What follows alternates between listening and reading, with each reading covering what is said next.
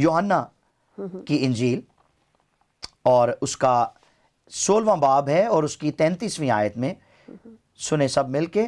مقدس یوحنا رسول کی انجیل ہے، اس کا 16واں باب اور اس کی 33ویں آیت میں یوں رقم ہے: میں نے تم سے یہ باتیں اس لیے کہیں کہ تم مجھ میں اطمینان پاؤ. دنیا میں مصیبت اٹھاتے ہو لیکن خاطر جمع رکھو، میں دنیا پر غالب آیا ہوں. اور یسوع ہمارا جو بادشاہ ہے، اگر اس نے خود ہمارے لیے مصیبتیں اٹھائی ہیں اور ہمیں اپنا اطمینان دے دیا ہے تو پھر یقیناً ہم اس کی تسلی ہمارے لیے کافی ہے. بالکل، خدا ان کا شکر ہو. مسیح میں میرے عزیزو، آپ سب کی سلامتی ہو. ہم حاضر ہیں پروگرام یسوع سنگ سویرا کے ساتھ، اور میرے ساتھ تشریف فرما ہے پاسٹر آصف ہارون. ہم آپ کو خوش آمدید کہتے ہیں پروگرام یسوع سنگ سویرا میں، اور شکر گزار ہیں کہ آپ ٹائم دے رہے ہیں تاکہ ہم ان پروگرامز کو ریکارڈ کر سکیں اور خداوند آپ کے وسیلے سے لوگوں تک کلام پہنچائیں. آمین. بردر، ٹائم کو ضائع کیے بغیر کیونکہ ہم کلام کی طرف چلتے ہیں. زبور 94 اور اس کی 19 آیت اگر آپ دیکھیں جی بالکل، تو یہاں مرقوم ہے کہ جب میرے دل میں فکروں کی کثرت ہوتی ہے تو تیری تسلی میری جان کو شاد کرتی ہے. آمین. آمین. لیکن جب ہم اس آیت کو دیکھتے ہیں تو شاید ہمارا پروگرام بیسڈ ہے بائبل اسٹڈی پہ. ہر آیت کے جب ہم اس کو سمجھنے جاتے ہیں تو بہت سے معنی نکلتے ہیں، بہت سی باتیں اس میں سے نکلتی ہیں، بہت سی تشریحات اس میں سے نکلتی ہے. اب میرے نزدیک شاید اس کو سمجھنا کچھ اور طریقے سے ہو، لیکن آپ اگر ہمیں سمجھائیں گے تو وہ بالکل مختلف بات نکلے، کیونکہ خداوند آپ کے وسیلے سے جو پیغام پہنچائے گا وہ مختلف ہوگا، جو میرے وسیلے سے ہوگا وہ مختلف ہوگا.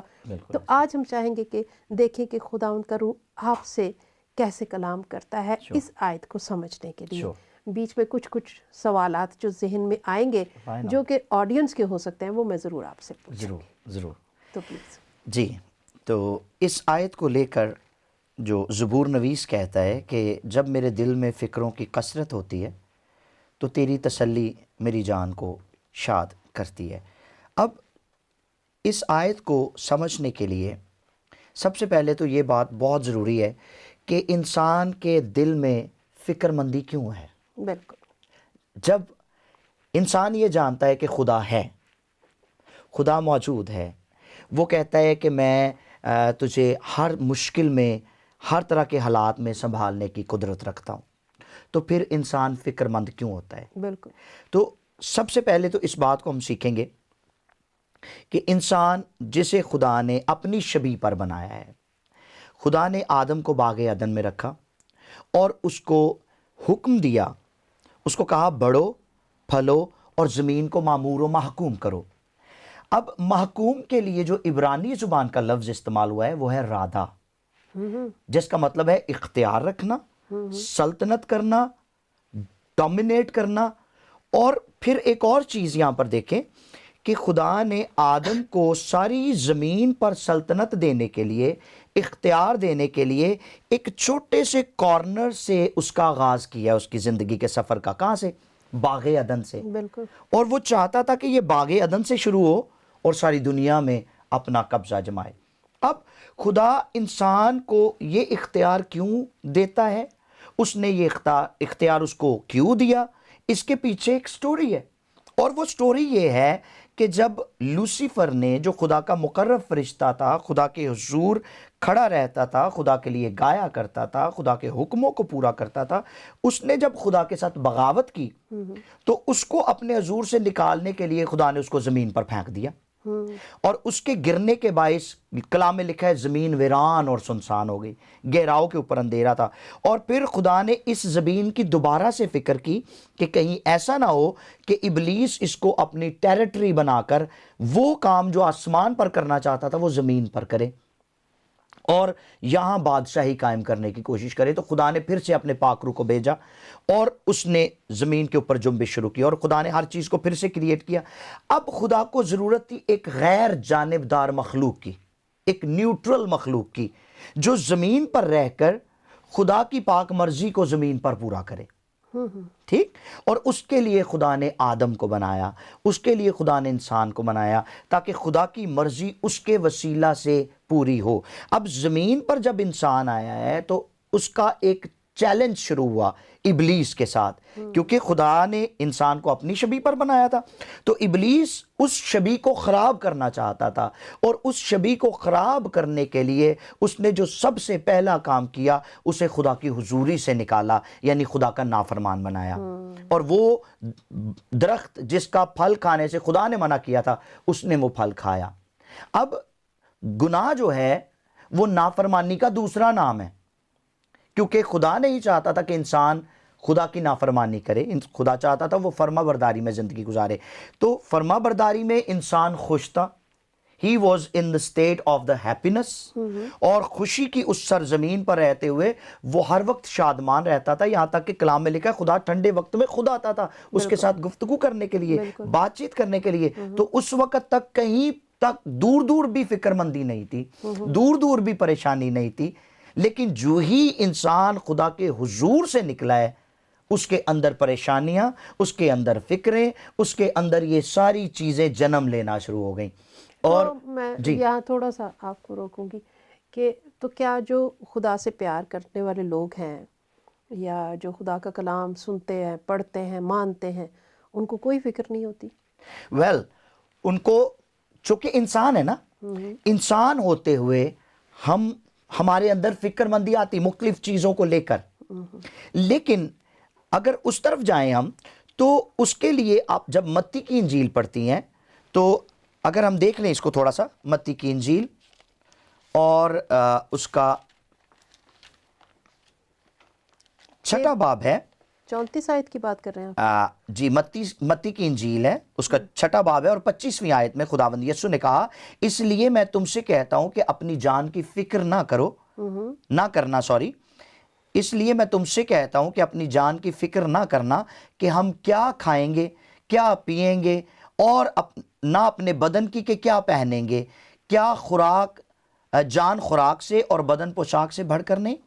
ہوا کے پرندوں کو دیکھو, نہ بوتے ہیں, نہ کاٹتے, نہ کوٹھیوں میں جمع کرتے ہیں, تو بھی تمہارا آسمانی باپ ان کو کھلاتا ہے. کیا تم ان سے زیادہ قدر نہیں رکھتے؟ تم میں ایسا کون ہے جو فکر کر کے اپنی عمر میں ایک گھڑی بھی بڑھا سکے؟ سو یسوع مسیح نے یہاں پر کلیسیا کا حوصلہ بڑھایا ہے, اپنے شاگردوں کو سکھایا ہے کہ although تم انسان ہو, میں اس بات کو سمجھتا ہوں, لیکن اس کے باوجود تمہیں کسی بھی بات کے لیے فکر کرنے کی ضرورت نہیں ہے. جب میں تمہارے ساتھ ہوں تو میں ہر ایک چیز مہیا کروں گا, کیونکہ میرا نام اور یہوہ یری ہے. بہت سی گواہیاں ہیں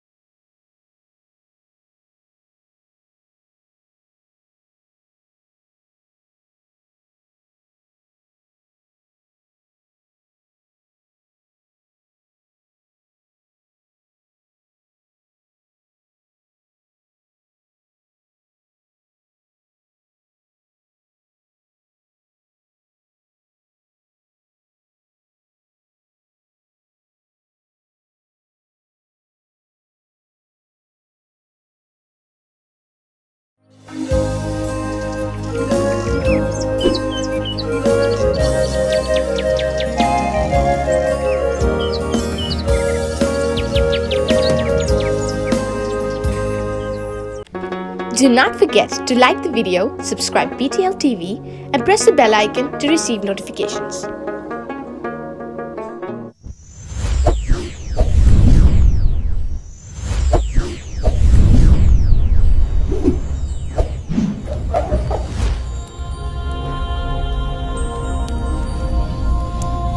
Jesus is the light of the world.